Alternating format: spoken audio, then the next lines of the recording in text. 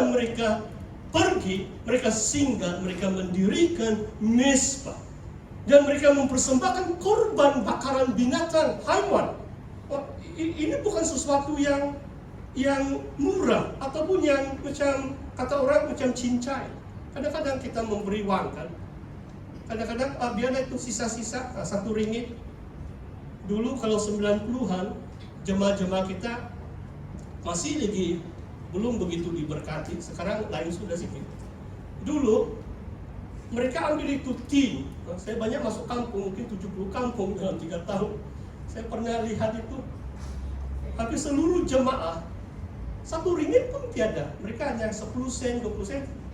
Ting ting tong tong, ting ting tong tong ke dalam tin. Wah, Tuhan mendengar aku.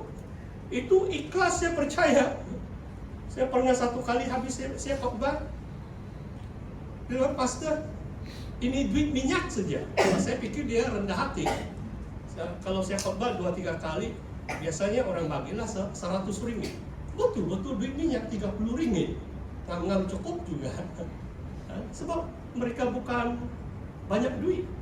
Saudara, korban berarti kita beri sesuatu yang macam menuntut. Kita mengorbankan sesuatu, itu maksudnya korban. Saudara, ada berita baik. Saudara, jangan kamu salah faham. Ini bukan soal keuangan atau harta benda kita. Kita lihat Mazmur 50. Apa yang dikatakan korban kepada Tuhan? Mazmur 50 ayat 14. Persembahkanlah syukur sebagai korban kepada Allah, dan bayarlah nazarmu kepada Yang Maha Tinggi. Persembahkanlah syukur sebagai korban kepada Tuhan. Maksudnya waktu kita mengucap syukur kan. Saudara, memang saya rasa saya pun tidak menghitung berapa kali satu hari saya katakan seperti ini. Thank you Jesus. Kadang-kadang air yang kita minum pun, kita bukan terlalu rohani kalau kita katakan terima kasih Yesus. Saudara paham maksud saya? Segala berkat itu Tuhan yang menurunkan tangan untuk memberkati kita. Waktu saya belajar memandu keretaku, kalau masih muda ini macam nakal-nakal juga begitu. Saya macam ego sikit lah. 22 tahun mungkin atau 21 tahun di New Zealand, saya memandu kereta, hampir saya mau masuk jurang sudah. Tiada sudah Tony Siu kalau itu kereta sampai sana.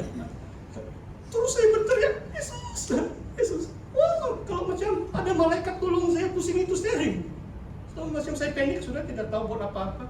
Itu yang saya ingat. Dan beberapa kali dalam pelayanan kan, mau masuk sudah itu jalan kayu balak, hujan, licin kan. Tapi semua driver ini pemimpin SIB champion, tiada juga musibah, tiada juga masalah. Tapi kita harus mengucap syukur saudara. Apapun keadaan situasi kita, mengucap syukur adalah korban. Bukan hanya uang kita, tidak saudara. Say thank you Lord. Terima kasih dengan Tuhan. Tuhan sangat rindu mendengar kita. Sebab kita mengakui Tuhan, kita mengandalkan yang Tuhan memberkati kita, menjaga kita, memelihara kita.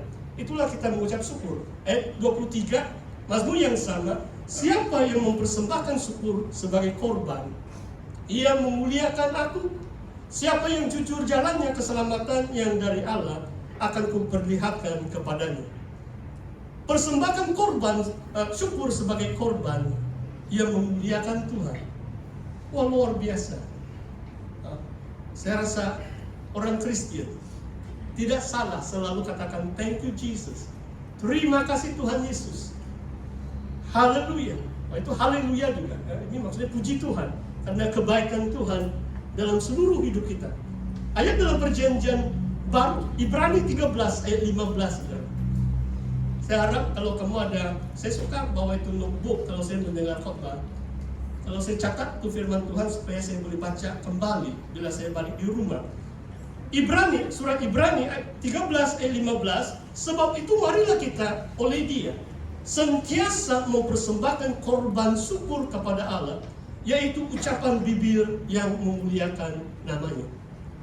Korban syukur kepada Tuhan, ucapan bibir hanya sekadar ucapan bibir saudara dan saya.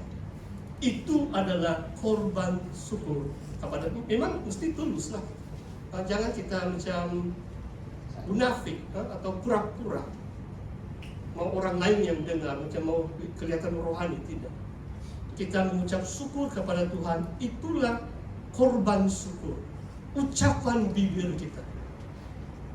Tidak perlu uang ringgit tuh.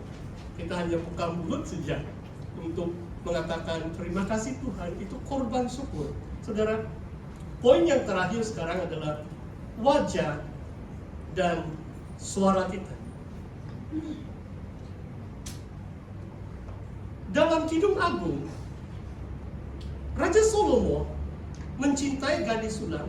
Kamu tahu kan, kalau kebanyakan kita, kecuali kamu masih terlalu kecil, jangan juga terlalu cepat bercinta, sebab dalam nasihat Kidung Agung, jangan bangkitkan cinta sebelum waktunya.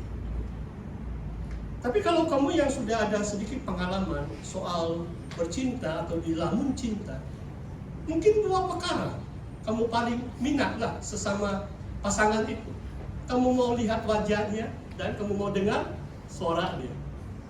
Sekarang saya tidak tahu kamu suka dengan suara dia atau tidak, sebab sekarang ini social media hanya apa itu, pakai WhatsApp saja kayak itu. Wah, itu pun luar biasa. Tapi dulu, wah, kasih berani mau telepon, wah, dengar suara itu si gadis, wah, sudah mau pingsan, hati pun berdebar. Sebab kita menyayangi, mencintai itu orang. Mungkin sama juga si gadis itu. Dia suka dengan itu suara. Dia suka lihat wajah kan. Kadang-kadang kita sangat rindu. Tidak sampai 24 jam. Sekarang senang. Video call, boleh lihat wajah sudah ada. Bukan macam dulu. Kalau dipisahkan itu, wah rindu. 2 bulan baru dapat bertemu. Sekali mungkin. Luar biasa, saudara.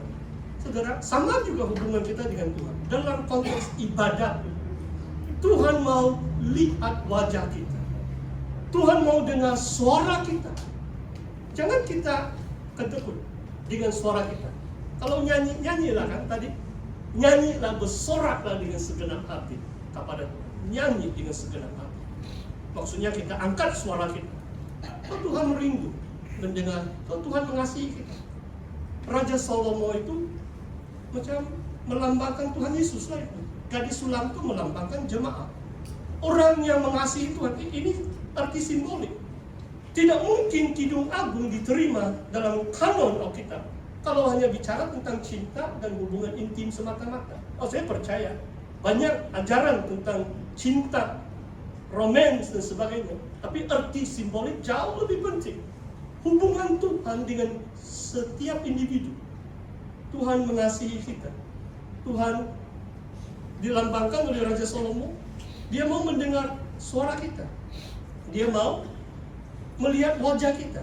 Saudara, ayat yang terakhir saya mau bawa kita lihat. Mungkin ini pun saudara jarang baca. 1 Korintus. Apakah maksudnya wajah? Saya baca ayat yang ke-7. Ayat yang keempat dulu. 1 Korintus 11. Saudara boleh baca 4 bab ini. 1 Korintus 11 sampai 14. 1 Korintus 11 ayat 4 mengatakan seperti ini. Tiap-tiap laki-laki yang berdoa atau bernubuat dengan kepala yang bertudung menghina kepalanya. Saya baca ayat 7. Sebab laki-laki tidak perlu menudungi kepalanya. Ia menginarkan gambaran kemuliaan Tuhan. Tetapi perempuan menginarkan kemuliaan laki-laki. Wah, luar biasa ayat ini. Laki-laki jangan menudungi kepalamu waktu ibadah. Saudara faham maksud saya? Sebab syukur tiada di gereja ini. Sebab mungkin mereka pun belum terbaca ayat ini. Ada yang pakai topi, main musik. Ada yang kalau perayaan keamatan mereka pakai apa itu? Topi kan? Siga, ya. Kalau dalam konteks ibadah jangan, saudara. Sebab wajah lelaki itu menyinarkan gambaran dan kemuliaan Tuhan. Maksudnya kita angkat wajah kita, bebas dari apa yang menutupi kepala kita. dan Tuhan melihat. Saudara, sebelum kamu nanti keliru, sebab saya kena tanya. Kalau saudara baca sampai ayat 15-16, waktu ini mungkin betul cerita 20 tahun yang lalu, 2004, saya bahas dengan seorang ulama, ahli sarjana agama Islam di University Malaysia Sabah. Saya pun tidak tahu kenapa saya diundang. Mungkin karena rekomendasi mendiang Dr. Markus I selaku Profesor Madya di situ waktu itu. Dihadiri 200 lebih, ini di open air di UMS. Mereka buat itu tent, canopy, dan ada itu macam begini, dias dia. Jadi dia duduk kiri atau saya lupa, saya kanan, dua orang saja. Dan kami berbahas mau dekat 2 jam, saudara. Dalam mau dekat 2 jam itu, in English I can hear the pin drop. 80% adalah orang sebelah, paling 20% adalah orang free thinker atau Christian lain. Dan saya boleh menjawab banyak begitu soalan. Kenapa Tuhan kamu Tritunggal lah? Kenapa Tuhan Yesus kamu mati lah? Macam-macam ditanya. Di antaranya dia tanya adalah ini. Kenapa orang Kristen tidak pakai tudung? Dia petik lagi ayat dari Korintus. Ini wanita Kristen. Dia bilang, sebab kamu tahu kan, sebelah itu pakai tudung kan? Dia bilang, kenapa kamu orang Kristen? Di sini Paulus katakan begini-begini. Wah, luar biasa. Coba kamu baca ayat 15, saudara, supaya kamu tidak keliru. Ada jawaban di sini, saudara. Ayat 15.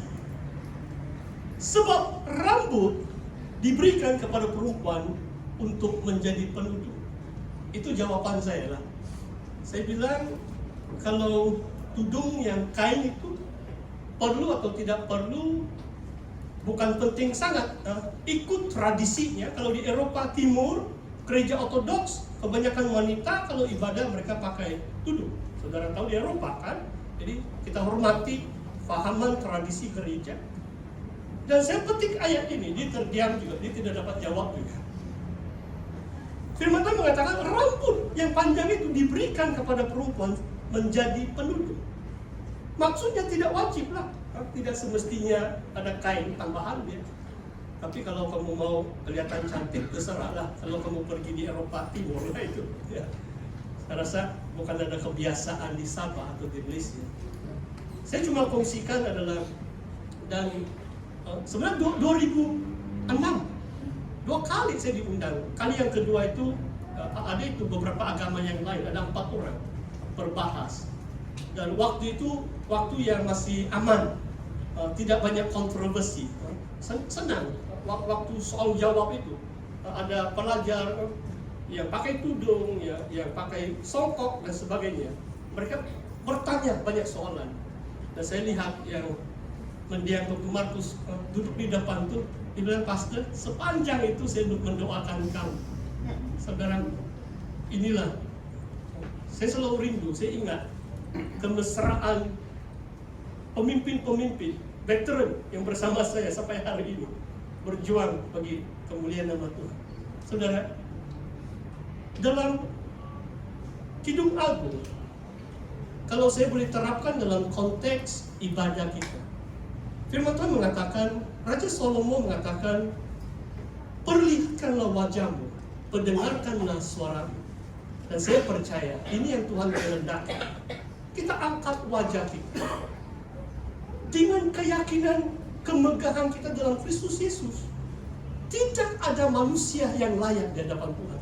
Hanya Tuhan yang melayakkan kita oleh darah anaknya. Kalau kita imani itu, kita mampu, kita sanggup mengangkat wajah kita. Mengangkat wajah kita menyembah Tuhan. Dan kita sanggup mengangkat suara kita. Jangan loket dengan suara kita.